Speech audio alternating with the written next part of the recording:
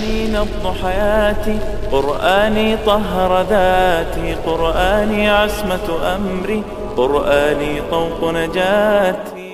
أعوذ بالله من الشيطان الرجيم.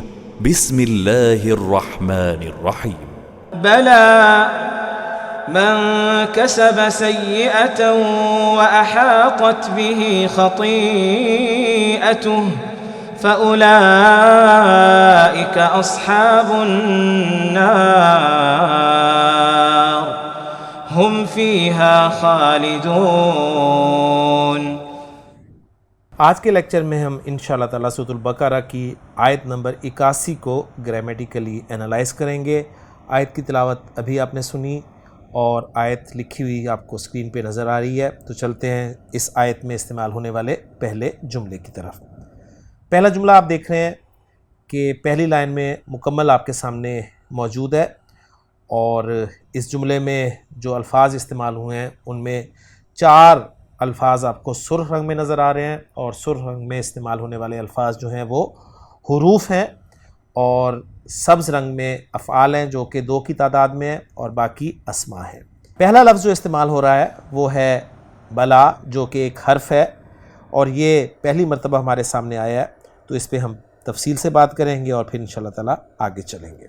بلا گرامر کی کتابوں میں حروف الایجاب کی فہرست میں لکھا ہوتا ہے، اور حروف الایجاب اس میں نام ہوتا ہے، لا ہوتا ہے، بلا ہوتا ہے. تو اس بلا کے حوالے سے اہم باتیں آپ نے نوٹ کرنی ہیں. پہلی بات یہ ہے کہ یہ ہمیشہ کسی منفی جملے کے جواب میں استعمال ہوتا ہے، اور اس کا مقصد کیا ہوتا ہے؟ اس کا مقصد یہ ہوتا ہے کہ نفی کے انکار کے لیے آتا ہے. منفی جملے کے جواب میں استعمال ہوتا ہے اور نفی کے انکار کے لیے آتا ہے. یعنی منفی جملے میں جس بات کا انکار کیا گیا ہو، یہ لفظ اس انکار کا رد کر دیتا ہے، اور اس کے مقابلے پر اس بات کا اقرار یا اس بات ثابت کرتا ہے. عموماً یہ کسی منفی جملہ استفہامیہ کے جواب میں اقرار کے مفہوم کے لیے آتا ہے. یہ میں حافظ احمد یار خان صاحب، اللہ تعالیٰ انہیں غریق رحمت فرمائے، ان کا کچھ ٹیکسٹ جو ہے وہ آپ کے سامنے پڑھ رہا ہوں. کہتے ہیں کہ عموماً یہ کسی منفی جملہ استفہامیہ کے جواب میں اقرار کے مفہوم کے لیے آتا ہے، اگرچہ بعض دفعہ بغیر استفہام کے منفی جملے کے جواب میں نفی کو رد کر کے فعل منفی کا اقرار کرنے کے لیے بھی آتا ہے. اس کے مقابلے میں نعم اور لا صرف استفہام کے جواب میں استعمال ہوتے ہیں. اب مثال دوں گا تو بات بالکل کلیئر ہو جائے گی. جی مثلا اگر کوئی کہے ازید فی البیتی، ازید فی البیتی، اب یہ ایک جملہ ہے جس میں صرف استفہام ہے اور حمزہ استفہام کے ذریعے سے شو کیا گیا ہے. کیا زید گھر میں ہے؟ تو اس کے جواب میں نعم یا لا کہا جا سکتا ہے. یعنی میں آپ سے کہوں جی ازید فی البیتی تو آپ کہیں گے نعم، جی ہاں، اور اگر نہیں ہوگا تو آپ کہیں گے لا، نہیں. لیکن اگر کہا جائے الیسا زید فی البیتی، کیا زید گھر میں نہیں ہے؟ تو اس کے جواب میں اگر نعم کہا جائے تو اس کا مطلب ہوگا کہ جی ہاں زید گھر میں نہیں ہے. اگر آپ نام کہتے ہیں نا اس کے جواب میں تو اس کا مطلب ہوگا کہ آپ جو بات کر رہے ہیں وہ بالکل ایسی ہے، زید گھر میں نہیں ہے.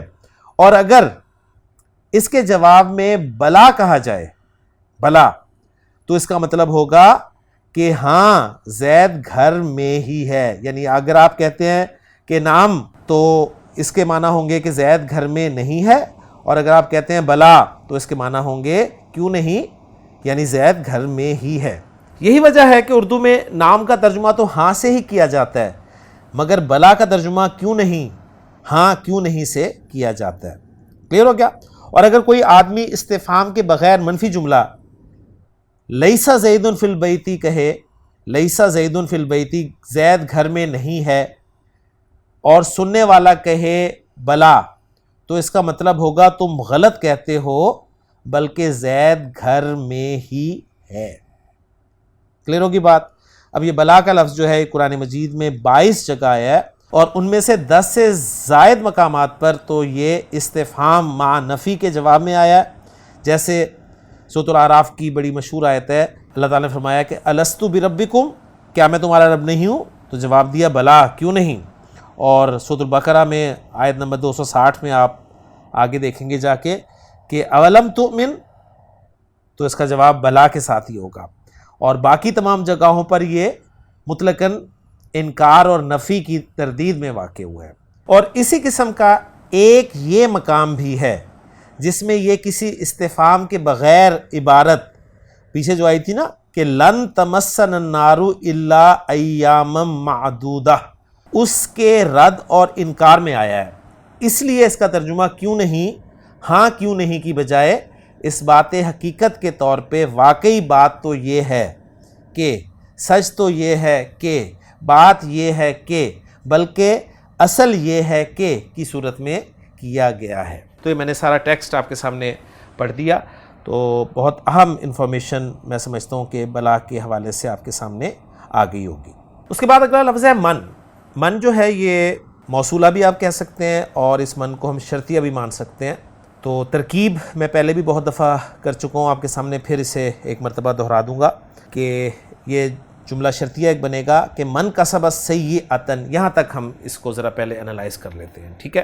من کسب سیئۃ، من یہ شرطیہ ہو گیا، شرطیہ من شرطیہ مبتدا بنتا ہے اور اس کے بعد پھر شرط اور جواب شرط مل کر یہ خبر بن جاتی ہیں اور پھر مبتدا اور خبر مل کر یہ جملہ اسمیہ بن جاتا ہے۔ ایک تو ایسی آیات یا ایسے جملوں کا انالیسس کرنے کا طریقہ یہ ہے۔ دوسرا طریقہ یہ ہے کہ من کو موصولہ بنا کر آگے وہ جو شرط والا حصہ ہوتا ہے اسے صلہ بنا دیا جاتا ہے، اور موصول اور صلہ کو ملا کر مبتدا بنا دیتے ہیں اور پھر جواب شرط جو ہے وہ خبر بن جاتا ہے۔ ان دو طریقوں سے گرامیٹیکلی انالائز کیا جاتا ہے ایسے جملوں کو۔ تو من آپ کا شرطیہ مبتدا ہو گیا، اور اب جو آگے خبر آئے گی وہ شرط اور جواب شرط ہو۔ تو شرط ہے کسب سیئۃ، کسبہ فعل ہے، اور اگلی اسکرین پہ آپ دیکھ لیں اس کے مادے اور اس کے باب کے حوالے سے انفارمیشن۔ مادہ بالکل لفظ میں ہی ظاہر تھا، کاف سین با، با ضرب یضرب سے استعمال ہوتا ہے، کسب یکسب کسباً، محنت سے کوئی چیز حاصل کرنا، اور پھر کسبہ اس کے معنی ہوں گے اس نے کمائی کی، اس نے کمایا، اور سیئۃ جو ہے یہ مفعول بہ ہے اس لیے کہ یہ منصوب استعمال ہو رہا ہے، اور سیئہ کے معنی ہوتے ہیں برائی کے۔ اس کے معنی گناہ کے بھی آتے ہیں اور بدی کے بھی آتے ہیں۔ سیئہ کی جمع سیئات استعمال ہوتی ہے، اور یہ بھی قرآن مجید میں استعمال ہوئی ہے۔ کسب سیئۃ فعل فاعل اور مفعول یہ جملہ فعلیہ ہو کر یہ شرط ہو جائے گا۔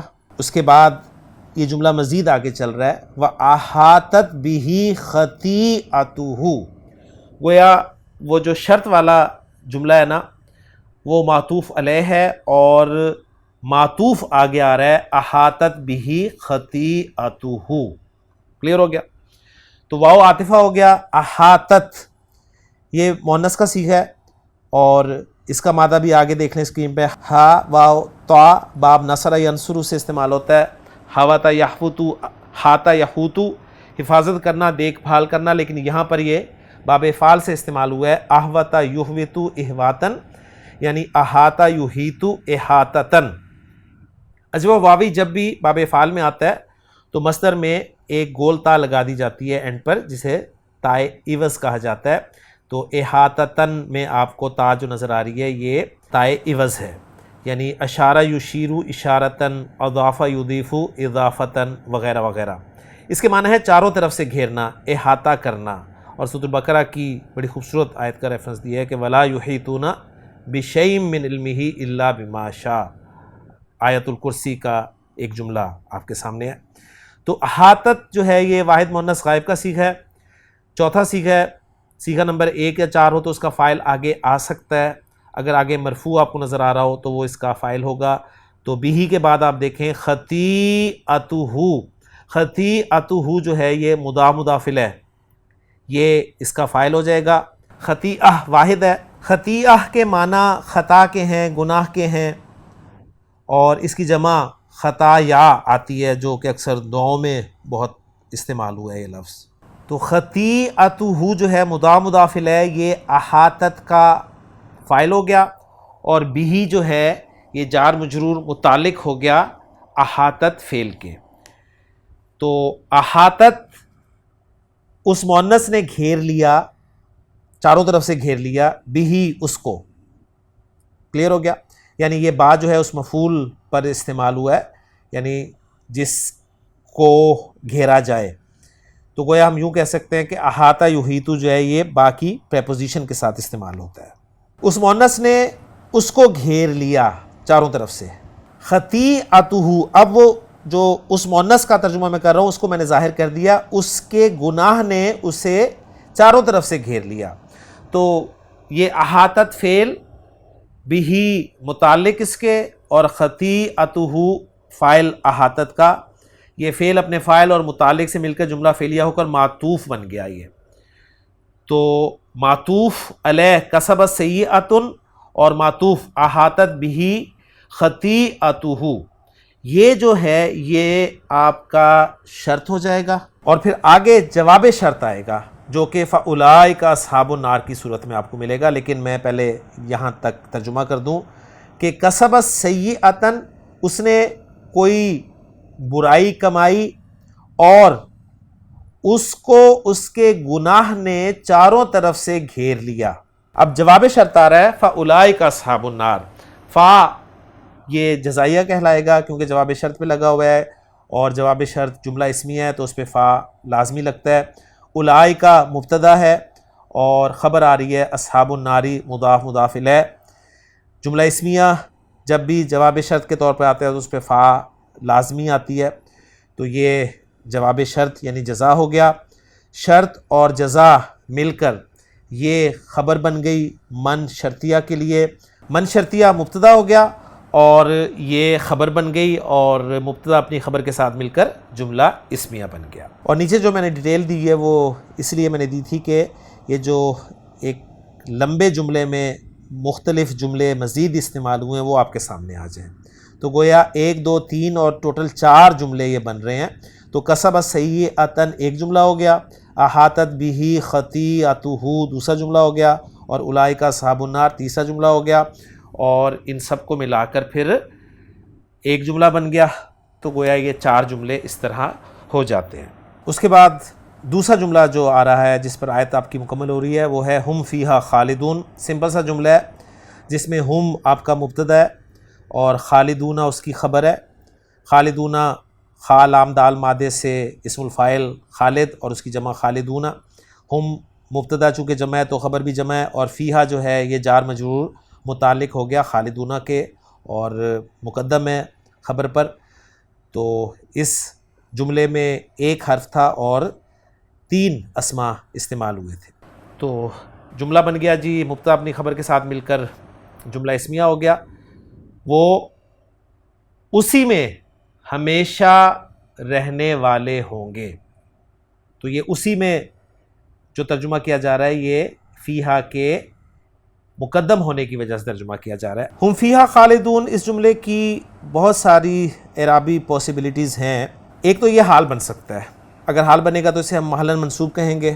اور دوسری پاسبلٹیز کی یہ ہے کہ جو ہم نے جواب شرط بنایا تھا نا اولئک اصحاب النار، یہ اولئک کی دوسری خبر بن سکتا ہے. کلیئر ہو گیا؟ تو اس کی پاسبلٹیز جو تھیں وہ ایک سے زائد تھیں، وہ میں نے دونوں ذکر کر دی ہیں. اب چلتے ہیں جی ترجمے کی طرف. تو ترجمہ آپ اسکرین پہ دیکھ رہے ہیں کہ بلا من کسب سیئۃ، اور ملا کر پڑھوں گا میں تجوید کے قواعد کے حوالے سے کہ بلا من کسب سیئۃ واحاطت به خطیئتہ فاولئک اصحاب النار ہم فیہا خالدون. کیوں نہیں؟ جس نے بڑی برائی کمائی، یعنی یہاں پر سیئۃ جو ہے یہ بڑی کے معنی میں یعنی تعظیم کے لیے آیا ہے، نکرہ یہاں پر تعظیم کے معنی میں انہوں نے ذکر کیا ہے، اور اسے اس کے گناہ نے گھیر لیا. تو وہی لوگ آگ والے ہیں، وہ اس میں ہمیشہ رہنے والے ہیں. تو یہ سمپل ترجمہ ہو گیا. آگے الاعراب میں آپ دیکھ لیں بلا کے بارے میں بتایا گیا کہ حرف جواب ہے ایجاب لنفی متقدم. جملوں کے اعراب میں دیکھ لیں جملوں کے اعراب میں آپ کو نظر آ جائے گا کہ ہم فیہا خالدون فی محل رفع دوسری خبر ہے مبتدا اولئک. اس کے بعد آخری سکرین پہ آپ دیکھ لیں گے تفسیر جلالین، اس میں بلا کے بارے میں بتایا گیا ہے کہ آخر تمہیں دوزخ کی آگ کیوں نہ چھوئے گی، ضرور چھوئے گی اور اس میں ہمیشہ رہو گے. اور یعنی بلا کا یہ سارا ترجمہ انہوں نے کیا ہے اور اس کے بعد پھر اس آیت کا ترجمہ کیا گیا. تو الحمدللہ آیت نمبر 81 جو کہ ایک مختصر آیت تھی، بلا کی وجہ سے ہمارا ٹائم تھوڑا سا لگ گیا اس پہ، لیکن میں امید کرتا ہوں کہ آپ بلا والی بات کو 2-3 مرتبہ سنیں گے تو انشاءاللہ تعالیٰ آپ کو سمجھ میں آ جائے گی. اور ایک آیت رہ گئی ہے ہماری رکوع مکمل ہونے میں، تو انشاءاللہ تعالیٰ وہ ہم اگلے لیکچر میں انشاءاللہ تعالیٰ مکمل کر لیں گے. سبحانک اللہم و بحمدک، اشہد ان لا الہ الا انت، استغفرک و اتوب الیک. قرآني نبض حياتي، قرآني طهر ذاتي، قرآني عصمة أمري، قرآني طوق نجاتي. قرآني نبض حياتي، قرآني طهر ذاتي، قرآني عصمة أمري، قرآني